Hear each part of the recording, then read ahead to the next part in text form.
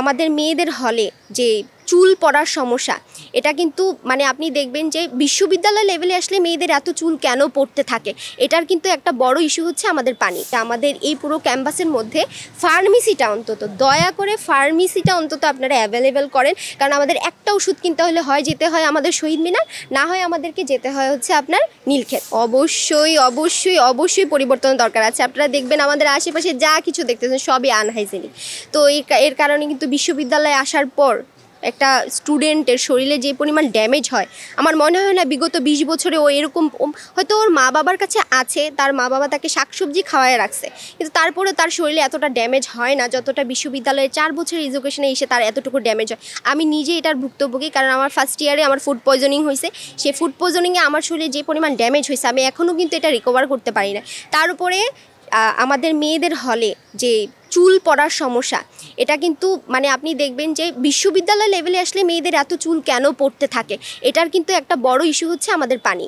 আমাদের যে পানিটা সরবরাহ করা হয় এটা কিন্তু একদমই বিশুদ্ধ না, এবং এটা নিয়েও অনেক কথাবার্তা হইতেছে। এবং আমি রোকেয়া হলের থাকি, তো আমার হলের প্রভোস্ট ম্যামকেও এটা জানানো হয়েছে যে এটা কি ব্লিচিং পাউডারের কোনো মানে প্রভাব কি না, আমাদের মেয়েদের চুল এত কেন পড়তেছে, গড়ে প্রত্যেকটা মেয়ের চুল পড়ে যাচ্ছে, এটা তো একটা পানির ইস্যু আছে।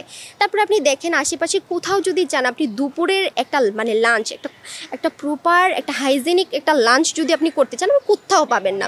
এখানে যে 20 টাকা 30 টাকার যে খাবারগুলো বিক্রি করতেছে, আদৌ একজন 23 বছর 24 বছরের যুবক যুবতীর কি এইটুক খাবারে তার লাঞ্চের সে চাহিদাটা মিটতেছে না।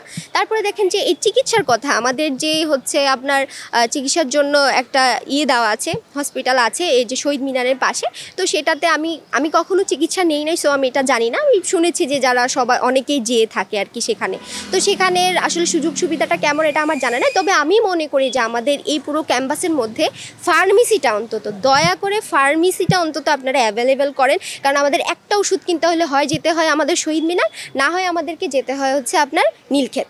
তো এটা দেখা যায় হঠাৎ করে আমার ডায়রিয়া হয়েছে, এখন আমি ডায়রিয়ার ওষুধ, আমার ফুড পয়জনিং হয়েছে বা আমার গ্যাসের প্রবলেম হয়েছে, যদিও এখন টুকটাক ওষুধ হচ্ছে আমাদের হলের দোকানগুলোতে পাওয়া যায়, কিন্তু সেটাও খুবই রেয়ার, আনছে তো শেষ হয়ে গেছে এরকম অবস্থা।